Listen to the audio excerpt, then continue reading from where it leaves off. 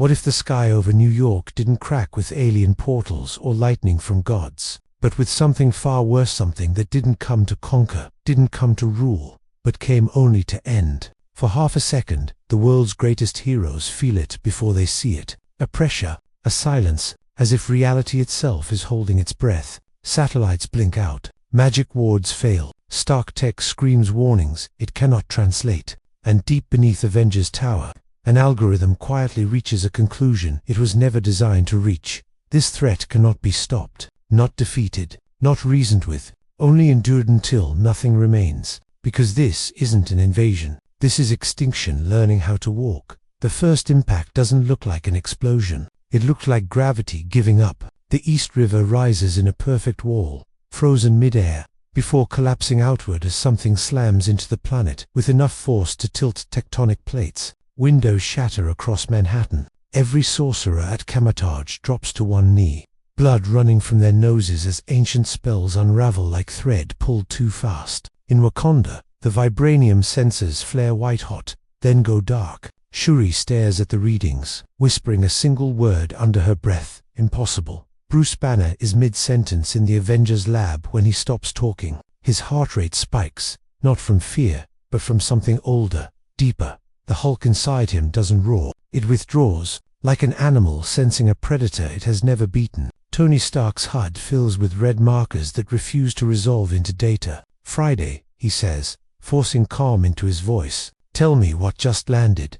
I'm sorry, Tony, the AI replies. And for the first time, there's hesitation. I don't have a classification. Thor feels it as a wrongness in the storm. Mjolnir vibrates in his hand, not with eagerness, but warning. Lightning crawls across the clouds, unsure where to strike. This is no foe of Asgard, he mutters. This is something older, and angrier. The crater forms where Midtown used to be. Smoke clears slowly, unnaturally, as if the air itself is afraid to move too fast. And then it stands up. Doomsday does not roar for dominance. It exhales, and the sound bends steel. Its body is a brutal sculpture of bone and muscle. Grey flesh armored with jagged protrusions that look grown, not built. Each spike hums faintly, resonating with the energy of the impact that birthed it. Its eyes are empty pits of purpose. No hate, no rage, only momentum. Spider-Man is the first to arrive, webbing snapping uselessly against the creature's chest. Okay, big guy. Peter pants, circling. We can talk this out, right? Everyone likes talking now. Doomsday turns its head, not fast, not slow, just inevitably, and the shockwave alone sends Peter skidding across 3 buildings, his suit screaming damage reports as he goes limp against a fire escape. That's when the Avengers assemble, not in a heroic line, but in fragments of desperation. Iron Man hits first, unloading repulsors, missiles, nanotech blades designed to adapt mid. Captain Marvel follows, blazing like a comet, slamming into Doomsday's chest with enough force to crack the street for blocks. For a heartbeat, it looks like it worked.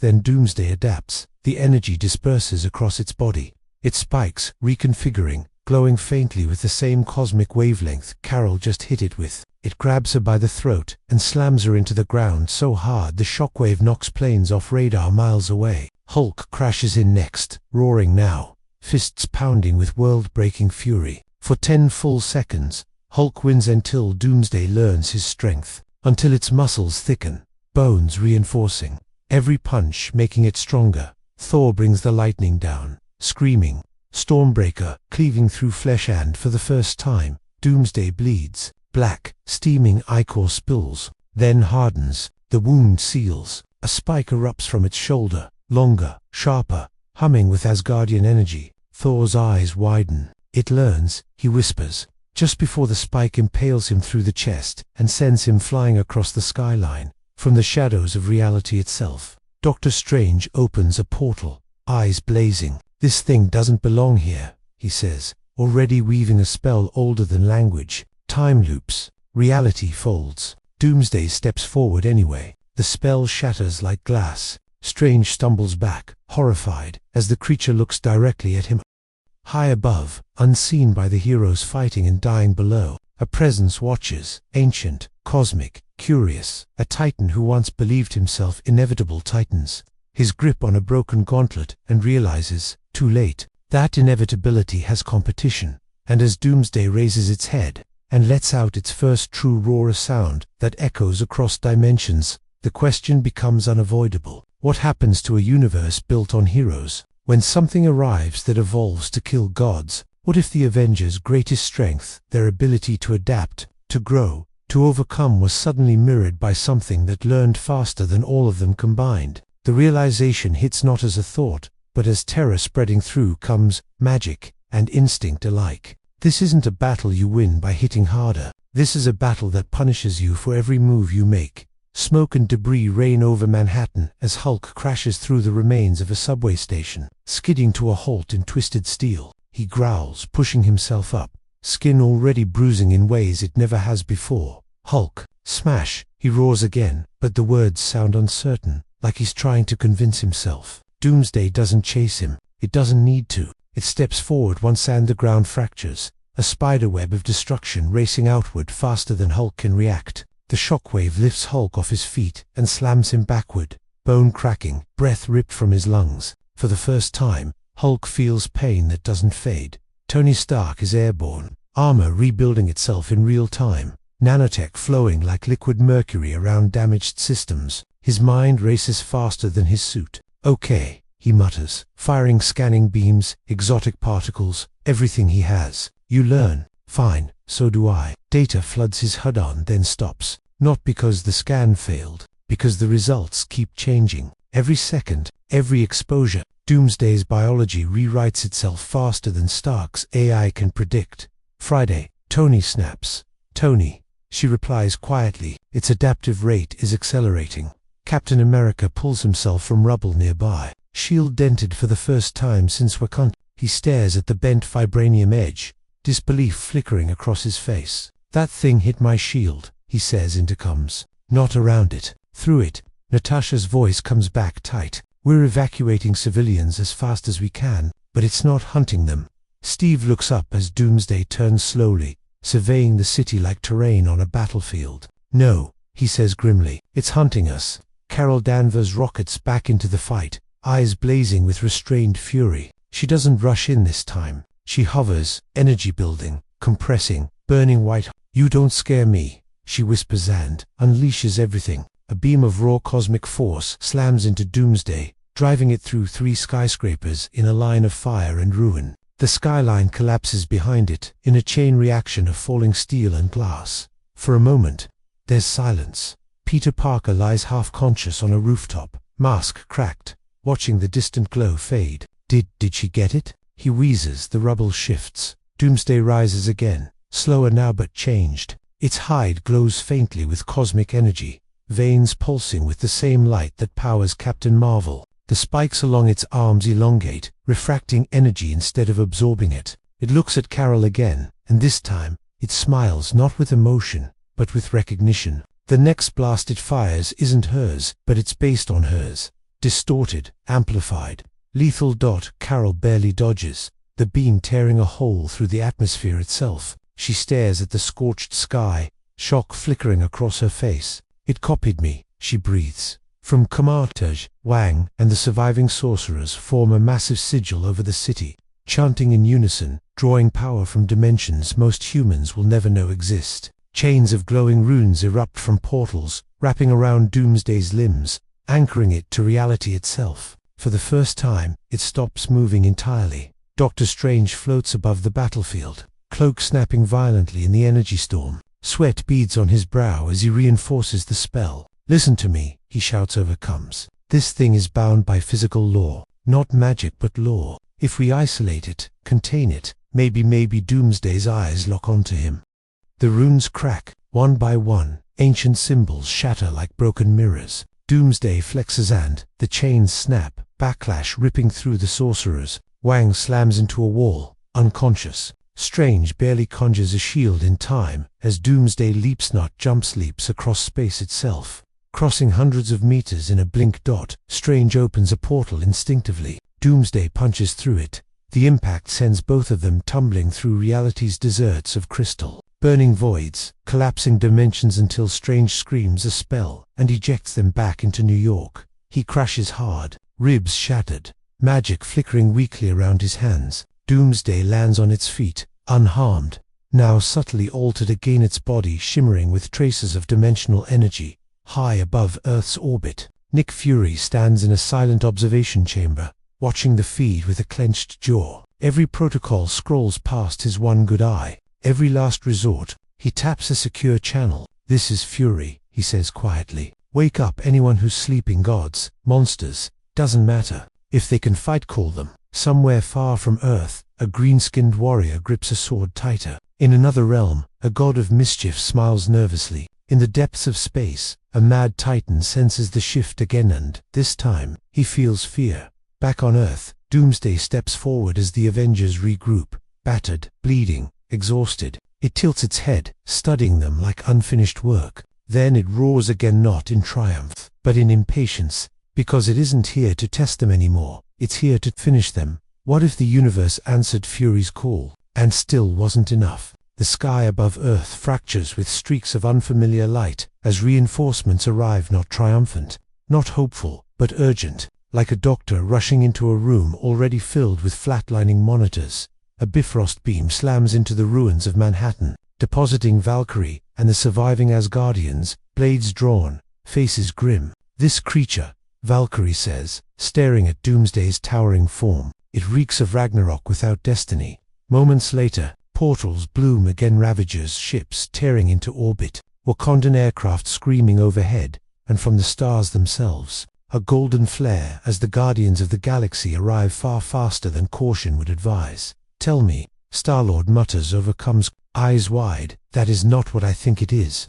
Rocket doesn't answer. He's already firing. Blaster fire, missiles, sonic cannons, vibranium rounds, everything converges on Doomsday at once. The air ignites. Sound vanishes beneath the violence of it. For several heartbeats, the creature disappears beneath the storm. Hope flickers, tiny, fragile, then the storm parts. Doomsday stands at its center, body reshaped again, thicker armor, denser mass, its spikes now humming in multiple frequencies at once. Energy weapons curve around it, redirected, reabsorbed, repurposed. It charges forward, faster than before, slamming into the Wakandan line and tearing through armored transports like paper. Okoye is thrown clear, barely surviving as her spear shatters against its hide. Valkyrie charges, screaming, blade glowing with ancient Asgardian magic. She lands a clean strike across Doomsday's neck. The blade bites deep, too deep, and, for a fraction of a second, the monster staggers. Valkyrie's eyes widen. "It can bleed," she shouts. ****. The wound seals instantly. A spike erupts from Doomsday's shoulder, impaling Valkyrie mid-air. She crashes through a building and doesn't get back up. Thor sees it happen. Something in him breaks. That lightning never could. He calls the storm not as a weapon, but as judgment. Clouds collapse inward, the sky turning black as the heart of a dying star. Stormbreaker hums, overloading, veins of energy crawling up Thor's arms as he descends like a god unleashed. "You will fall," he bellows, slamming the axe down with power meant to end worlds. The strike hits. The city vanishes in white. When vision returns, there's a crater miles wide, glassed and smoking. Thor kneels at its center, chest heaving, axe buried to the haft in something solid. He looks up, hope surging, and sees Doomsday's hand gripping Stormbreaker's handle. The creature yanks the axe free and backhands Thor so hard the god skids across the crater, carving a trench in solid bedrock. Doomsday examines the weapon briefly, then snaps it in half like a branch. Thor doesn't move. Silence spreads across the battlefield, thick and suffocating. High above, something massive shifts in orbit. A warship older than Earth's civilizations emerges from hyperspace. Thanos stands at its viewport, eyes narrowed, fists clenched. "That thing," he murmurs, voice heavy, "does not bow to balance." Against every instinct, the mad titan activates a short-range jump and descends toward Earth not as a conqueror, but as a contender. He lands with seismic force opposite Doomsday, the two monsters facing each other amid ruin and flame. For a moment, the universe holds its breath. Thanos charges first. The clash is apocalyptic. Each blow sends shockwaves across continents. Thanos fights with centuries of experience, every strike calculated, brutal, precise. Doomsday fights like an avalanche given intent. The ground shatters. Mountains in the distance crumble. Thanos draws blood reel, blood driving his blade through Doomsday's torso and ripping it free with a roar of triumph. Doomsday adapts. Its flesh hardens around the wound, muscles reorganizing, bones reinforcing. It grabs Thanos mid-swing and slams him into the ground repeatedly, each impact weaker than the last. Thanos struggles, stunned, realizing too late that strength alone won't win this.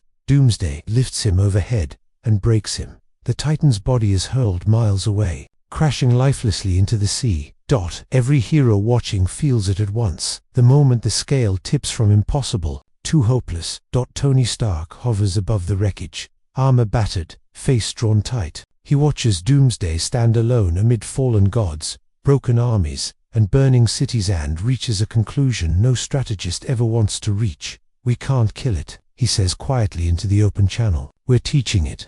Below him, Doomsday looks up. Its eyes meet Tony's, and for the first time since it arrived, it doesn't advance. It waits, as if daring them to try again. What if the only way to stop extinction was to sacrifice everything that makes a hero a hero? The battlefield is no longer chaos. It's aftermath, burning wreckage, broken gods, silence so heavy it presses on the chest. Doomsday stands unmoving at the center of it all, not because it's tired, but because it has learned patience. Tony Stark descends slowly, nanotech peeling back from his helmet to reveal a face older than it was yesterday. His eyes track every micro-movement of the creature below. "It's waiting," he says, voice low. "Not to recover, to respond." Steve Rogers limps toward him, blood streaking down his temple, shield strapped uselessly to his arm. "Then we don't respond," Steve says. "We think." Tony lets out a humorless laugh. "Buddy, thinking is what got us here." Across the ruins, Bruce Banner kneels beside Thor's unmoving form. The god's breathing is shallow, lightning flickering weakly across his skin like a dying heartbeat. "I can't bring Hulk out," Bruce whispers desperately. "He won't answer. He's afraid." Banner looks up at Doomsday and realizes something colder than fear. Hulk isn't hiding. He's learning, watching, waiting, the same way Doomsday is. Doctor Strange staggers to his feet nearby, leaning heavily on Wong's sling ring, face pale. "Physical force accelerates its evolution," he says. "Energy attacks diversify it. Magic destabilizes it. Briefly, but every option closes another door. So what door is left?" Carol asks, hovering weakly, light dimmer around her than ever before. Strange hesitates. That alone terrifies them. "The door that doesn't fight it," he finally says. "The door that removes it from the equation entirely." Tony's eyes sharpen. "You mean dumping it somewhere else?" "I mean removing it from reality." Strange corrects. "Permanently. No battlefield. No stimuli. No evolution." Silence. Then Steve shakes his head. "You can't just erase something like that." Strange meets his gaze. "I know. That's why it will cost everything." The plan forms not as hope, but as inevitability. A multiversal compression spell unfinished, forbidden design to fold a target into a collapsing pocket of null space. No time, no energy, no matter, a conceptual grave. It's never been tested because no one who cast it ever survived long enough to confirm success. "I'll do it," Strange says immediately. "No," Tony replies just as fast. "You won't." Strange frowns. "This is magic. You are the only guy holding reality together with duct tape and ego." Tony cuts in. "If you go, the universe hiccups. I go." "That's just Tuesday." Steve steps forward. Tony raises a hand. "I'm not asking, I'm deciding." Doomsday moves. Just one step, but it's enough to fracture the ground and send a pressure wave through the remaining heroes. Its spikes retract slightly, posture lowering, like a predator sensing prey about to flee. It has learned this pattern to dot. Carol rockets forward without thinking, slamming into it, dragging it back just enough to buy seconds. "Move!" she screams. Doomsday's claws dig into her armor, tearing through, absorbing her energy faster than ever. She screams as the light drains from her body, and Hulk finally answers. The roar shakes continents. Hulk hits Doomsday from the side with force born not of rage but defiance. He doesn't try to overpower it. He pins it, locks its limbs, takes the hits. Each blow adapts, but Hulk endures, muscles tearing, regenerating slower every time. "Now," he bellows, blood spraying with the word. Strange opens the spell. Reality bends inward. The air screams. Colors invert. Space folds like wet paper around Doomsday and Hulk alike. Hulk roars again, refusing to let go even as the pull intensifies. Bruce's voice echoes faintly in his mind. "Let go, please." Hulk snarls back. "No more running." Tony dives into the heart of the spell, suit tearing itself apart to stabilize the collapse. Nanotech burns away molecule by molecule. Friday's voice cracks. "Tony, system failure imminent." "I know," he whispers. "Just keep it together." Doomsday thrashes, spikes exploding outward, adapting even to nothingness, till it realizes too late there is nothing to adapt to. No energy, no force, no law. Its roar becomes silent as it's dragged into the collapsing pocket. Hulk meets its eyes. One last time, then they're gone. The spell snaps shut. The shockwave levels what's left of the city. When the dust settles, there's no crater, no corpse, just absence. Tony Stark crashes to the ground, armor gone, body broken. Steve reaches him first, hands shaking. "Tony, you did it." Tony smiles weakly. "Yeah, guess I finally built something that lasted." His arc reactor flickers once, then goes dark. The world is saved, and it feels like the end of it. Asterisk far beyond space and time, in a place without stars or sound. Something moves in the dark, changed, constrained, but not erased, because Doomsday doesn't die, it waits. What if saving the universe didn't end the nightmare, but only taught it patience? The days after Doomsday's disappearance feel unreal, like the silence after an explosion that should have killed you but didn't. Cities mourn, memorials rise faster than buildings ever did. The world hails its heroes, but the heroes don't celebrate. Tony Stark's funeral stretches across continents, holograms carrying his image to every corner of Earth and beyond. Peter Parker stands frozen in the rain, clutching a cracked pair of glasses, whispering apologies to a man who can't hear them anymore. Pepper doesn't cry. She just stares at the arc reactor sealed beneath stone, as if daring it to turn back on Dot. Thor survives, but something vital is gone. Stormbreaker's absence feels heavier than the weapon itself. He wanders New Asgard like a ghost, lightning never answering his call. "I failed them," he murmurs to Valkyrie's empty throne. "I failed him." Bruce Banner wakes screaming every night, fists clenched, bones aching as if Hulk is still holding something back somewhere impossibly far away. He feels the pull sometimes, like gravity tugging at his soul. Hulk didn't die. Banner knows it. Hulk is trapped. Doctor Strange seals cottage, behind layers of wards never meant to be used on Earth. He studies ancient texts until his hands shake, searching for confirmation, denial, anything. The spell worked. The pocket reality collapsed, but something nags at him, a detail he can't unsee. There was resistance. He tells Wang one night, voice low, not at the end, at the beginning, as if it understood the concept of absence faster than it should have. Carol Danvers leaves Earth soon after. She says it's to protect other systems. The truth is, simpler space feels safer when there's distance between you and failure. Nick Fury disbands active Avengers operations, not out of defeat, but caution. "If that thing comes back," he says grimly, "I don't want a lineup, I want a plan." That's when the first anomaly appears.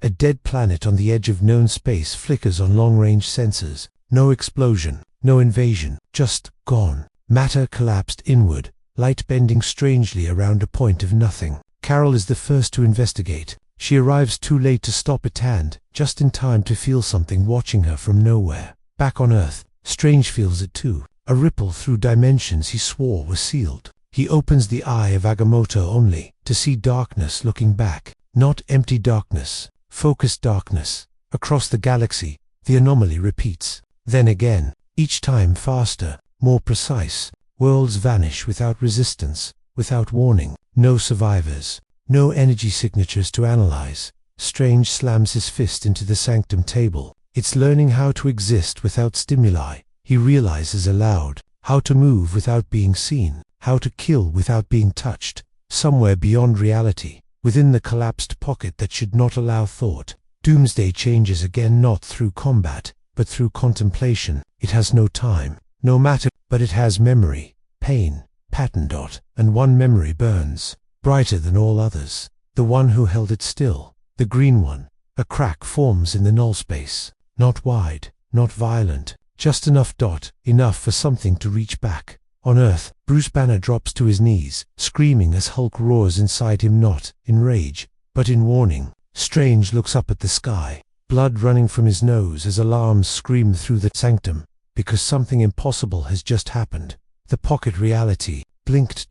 What if the end of Heroes wasn't a single moment, but a choice the universe was forced to make? The sky over Earth doesn't tear open this time. It thins, like fabric worn too many times. Doctor Strange feels it before anyone else, the rules loosening, the cost of their victory finally coming due. Everyone, he says into every channel left, voice steady despite the blood at the corner of his mouth. Listen to me very carefully. The containment didn't fail. It evolved. The blink becomes a tear, not wide, not loud, a conceptual wound in reality itself, hovering above the Pacific. From it, something presses outward, not fully formed, not fully free. Doomsday does not emerge as it once was. It can't. There is no body to rebuild yet, so it does something far worse. It reaches. Bruce Banner collapses as the Hulk tears free without transformation. A green spectre of raw will ripping itself from Bruce's body in a scream that shakes the planet. Bruce lies still, human and broken, as Hulk rises, not flesh, not spirit, but something in between. A memory given form. Hulk remembers. It growls, eyes blazing. Doomsday's presence floods Hulk's mind. Endless pressure, endless resistance, a duel that never ended. Hulk charges into the tier without waiting for permission, slamming himself against the boundary of nothingness, holding it back with sheer refusal. Every second costs him pieces of himself. Green light flaking away like ash. Strange understands then. It's using Hulk as an anchor, he whispers. If Hulk breaks, it comes back, stronger, untouchable. The remaining heroes gather not as an army, but as witnesses. Steve Rogers, older now, grips his shield one last time. Carol returns from the stars at impossible speed, eyes filled with dread instead of fire. Thor stands beside them, powerless, fists clenched, knowing gods are no longer the answer. Hulk roars in pain, the tear widening. Strange turns to Steve. There's one way left, he says softly. We seal the concept itself, not Doomsday, not Hulk, the conflict, no evolution, no resistance, no hero, and no monster. Steve understands immediately. You're talking about rewriting the story. Yes, Strange replies. A universe where some threats don't meet champions. They meet silence. Carol shakes her head. That means us. Strange nods. Not erased, remembered but no longer needed. Hulk looks back at them, eyes clearing for the first time. Hulk, tired, he says. Hulk held line. Now, let go. Bruce stirs, barely conscious. I'm proud of you, he whispers. Hulk smiles. Strange begins the final spell, drawing not on magic, but on narrative, on cause and consequence, on endings. One by one, the heroes feel themselves fading from the center of the universe's need. Their power dims.